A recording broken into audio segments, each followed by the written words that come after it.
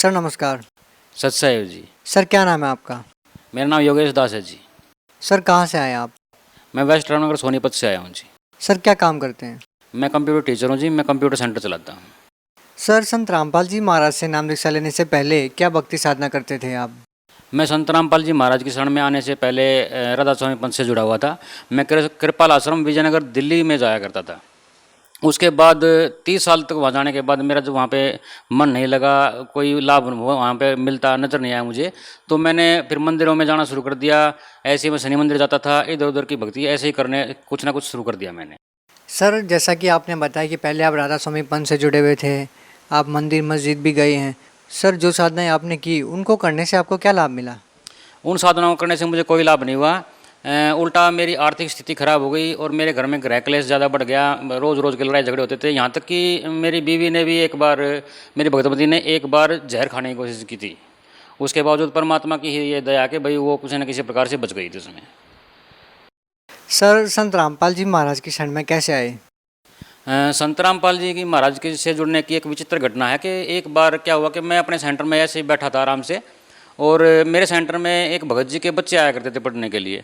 और वो मेरी एक्टिविटी देखते रहते थे कि भाई मैं कभी गाने सुन रहा होता हूँ, कभी कुछ कर रहा हूँ, कभी कोई मटर गश्ती कर रहा होता हूँ। तो एक दिन बच्चों ने कहा कि भाई आप परमात्मा की भक्ति करते हो, आप कहते हो कि परमात्मा की भक्ति करता हूँ मैं राधा स्वामी पंथ से भी जुड़ा हुआ हूँ। तो उन्होंने कहा कि भाई आप सत साधना को जानते हैं? मैंने कहा कि भाई सत साधना क्या होती है, मैं तो इसके बारे में बहुत कुछ जानता हूँ।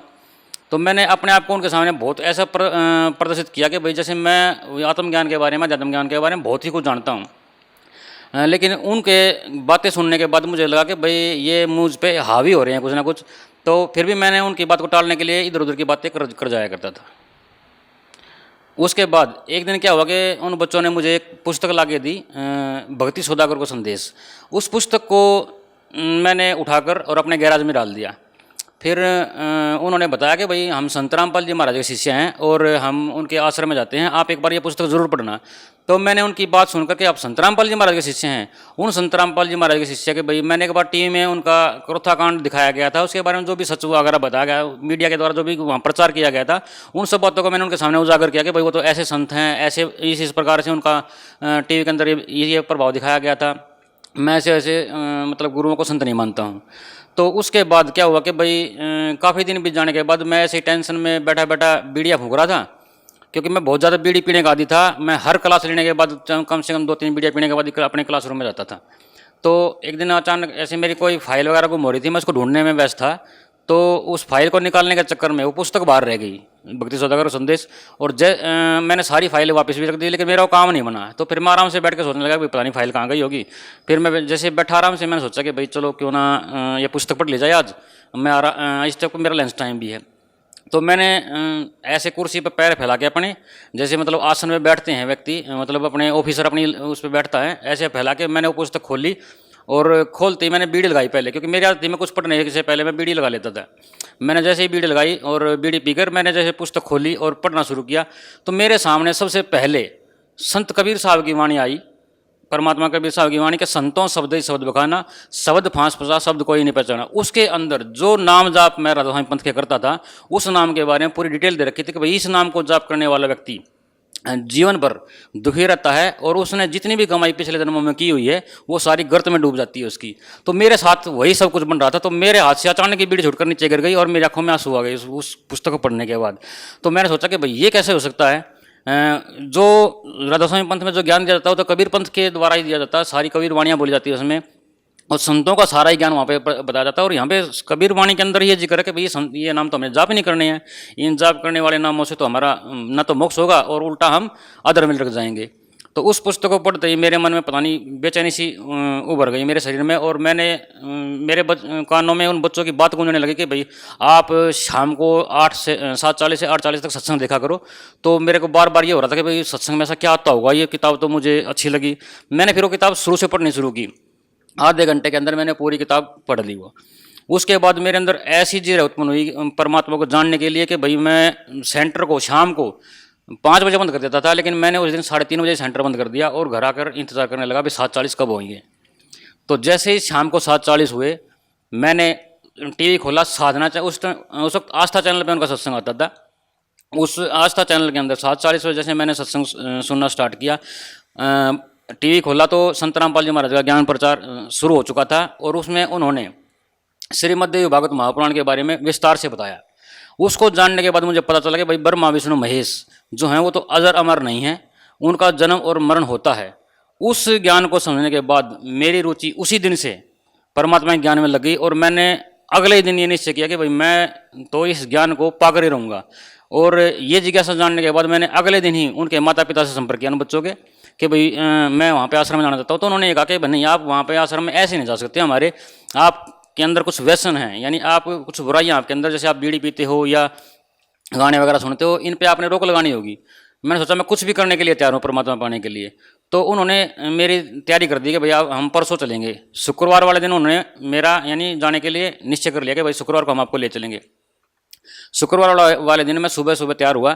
17 फरवरी को 2010 को इस दास ने नामदान लिया। जिस दिन मैं नामदान के लिए तैयार होकर घर से निकला, घर से निकलते ही बस 500 मीटर की दूरी पर मैं गया था। अचानक ही मतलब धुंध इतनी ज़्यादा थी कि भाई उसमें सामने से कुछ दिखाई नहीं दे रहा था। अचानक ही मेरी बाइक का एक्सीडेंट हुआ।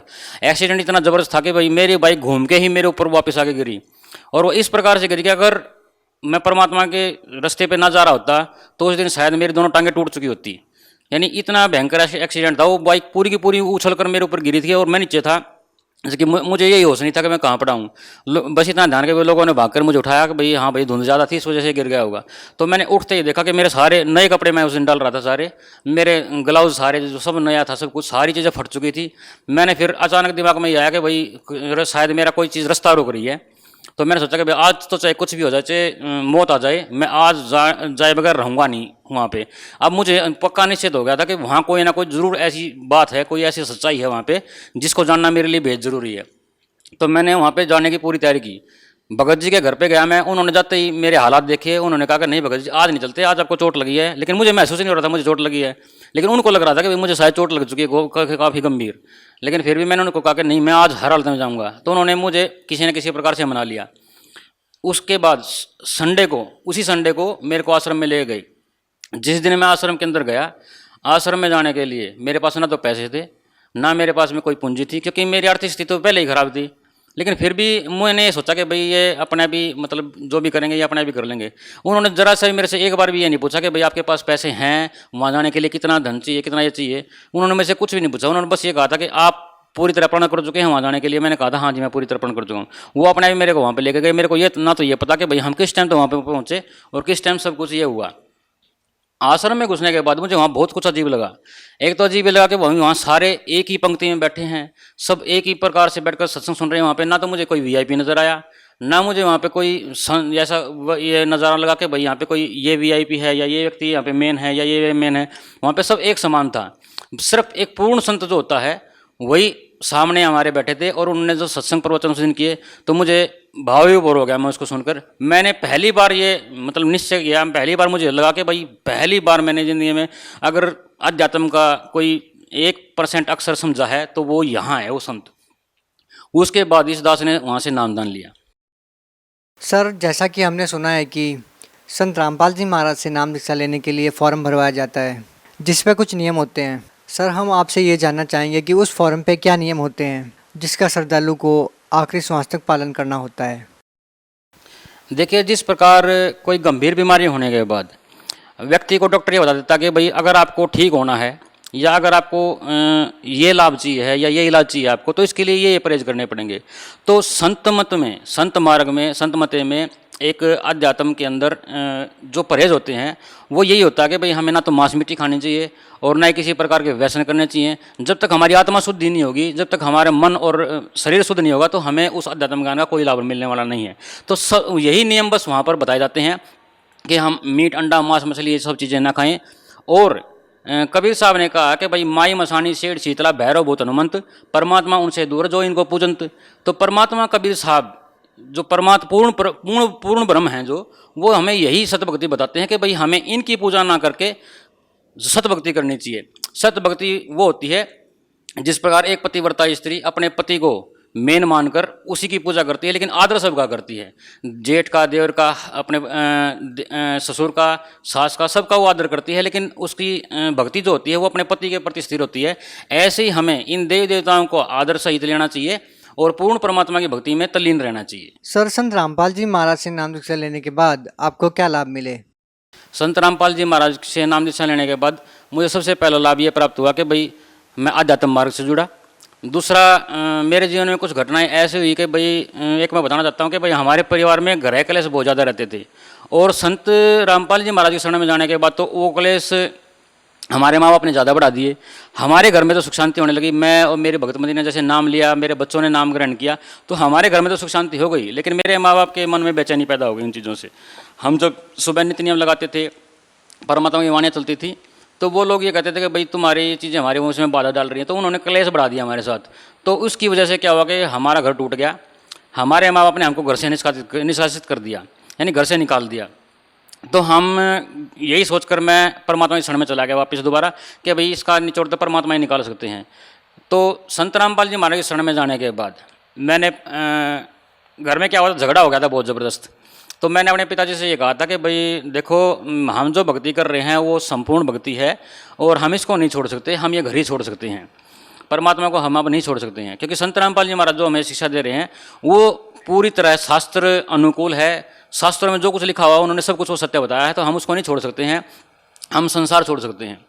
तो इस वजह से झगड़ा हो गया, और झगड़े में मैंने मतलब जल्दबाजी में अपना हाथ दीवार में दे मारा और मेरा हाथ टूट गया। उसके बाद मैंने प्लास्टर करवाया हाथ पे, और मैंने सोचा कि भाई मैं परमात्मा के पास कैसे जाऊंगा, क्योंकि परमात्मा ने तो हमें झगड़ा करने से, इन चीज़ों से मना कर रखा है। तो फिर भी मैंने आश्रम में जाने की डेट आई, जैसे हम हर महीने जाते थे जैसे आश्रम में, तो वहाँ जाने के लिए जैसे मैं तैयार हुआ तो मैंने अपना हाथ को ढक रखा था ऐसे पूरी तरह से, ताकि परमात्मा को पता ना चले, गुरुजी को पता ना चले कि भाई मैं, यानी मेरे हाथ पे प्लास्टर चढ़ा हुआ है। तो गुरुजी जैसे हमारे सामने आए दर्शन देने के लिए, संत रामपाल जी महाराज अपने प्रत्येक भक्त से रूबरू होकर मिलते हैं। वो अपने भक्तों की हर बात को सुनते हैं, चाहे उनको वहाँ पे कितना भी टाइम व्यतीत करना पड़े, चाहे लाख हों चाहे 2 लाख हों, हर भक्त के पास आते हैं।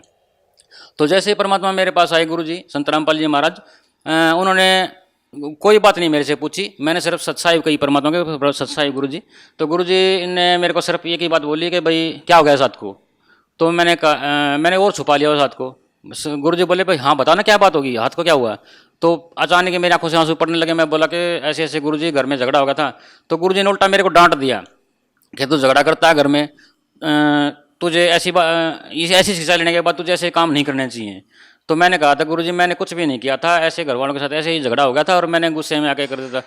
तो परमात्मा ने कहा कि भाई गुस्सा जो करोगे तो फिर भक्ति कहाँ से होगी।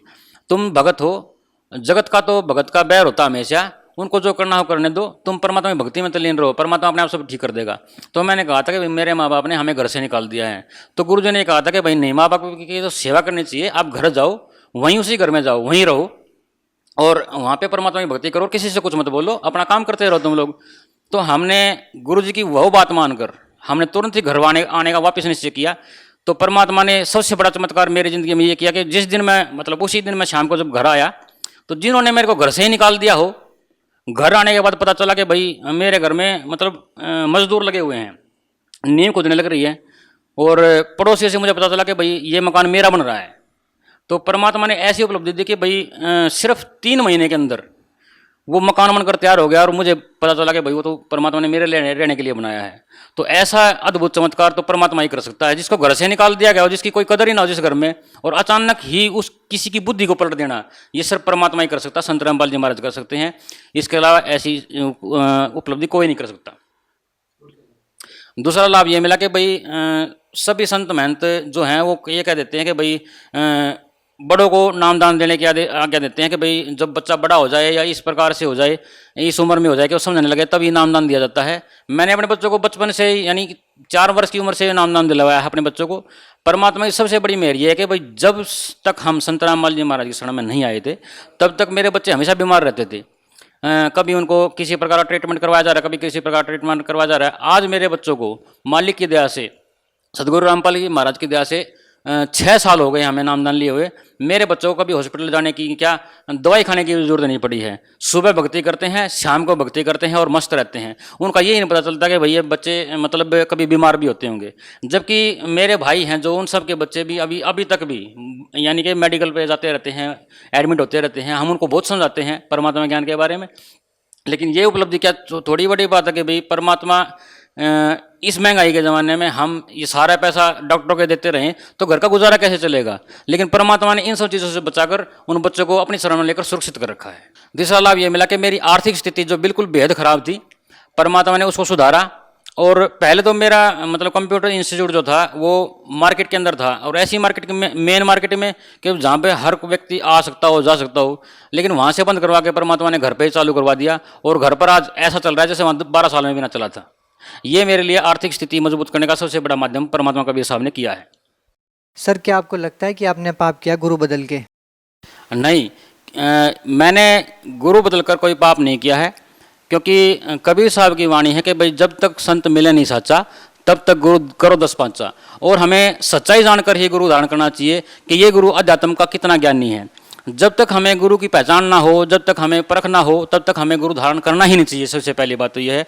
और जब ये पता चल जाए कि भाई ये गुरु है, ये पूर्ण संत है, पूर्ण संत की पहचान कबीर साहब ने स्वयं बताई है कि भाई सतगुरु के लक्षण कहूँ मधुरे बैन विनोद, 4 वेद शास्त्र कह 18 बोध। कि वो जो संत होता है न तो पादरी होता है, न ही वो पंडित होता है, और न ही वो मौलवी होता है। वो एक साधारण आम व्यक्ति की तरह दिखने वाला संत होता है। और वो अपनी वाणी के अंदर सभी धर्म ग्रंथों को, सभी पंथों को एक कर कर चलता है। उसके लिए ना कुरान अलग है, ना उसके लिए गुरु ग्रंथ साहिब अलग है, ना उसके लिए बाइबल अलग है। वो सब चीज़ों को एक समान सब अपने सब शिष्यों को पढ़ाता है। ऐसे संत आज के टाइम पे संत रामपाल जी महाराज ही हैं। और ये मैं ठोसता के साथ कह सकता हूँ, क्योंकि उन्होंने पूर्ण परमात्मा की जो जानकारी दी है संत कबीर साहब के बारे में, कबीर देव ही भगवान है, ये उन्होंने ही बताया है। आज तक इस सृष्टि के अंदर 4 युग बीत चुके हैं, किसी संत ने भी ये नहीं बताया कि भाई कबीर ही भगवान है, कबीर इज गॉड। ये बताने वाले पूरे विश्व के अंदर आज के टाइम पे जो संत रामपाल जी महाराज है, उन्होंने ही बाइबल के अंदर साबित किया, गुरु ग्रंथ साहिब के अंदर साबित किया, और कुरान शरीफ के अंदर साबित किया, और वेदों में तो प्रमाण है ही।